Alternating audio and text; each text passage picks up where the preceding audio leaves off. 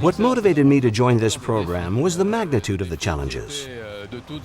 Challenges that were far-ranging, technical, technological, and organizational. The A350 is the first plane to use composites so extensively.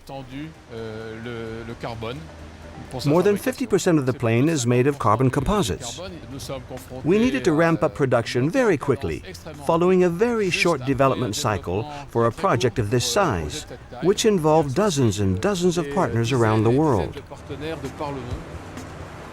We had to develop new methods, which were radically different from those used on the A380. For example, using the 3D Experience platform, manufacturing, engineering, and engineering can now collaborate on the same digital mock-up, which includes all the required elements for manufacturing.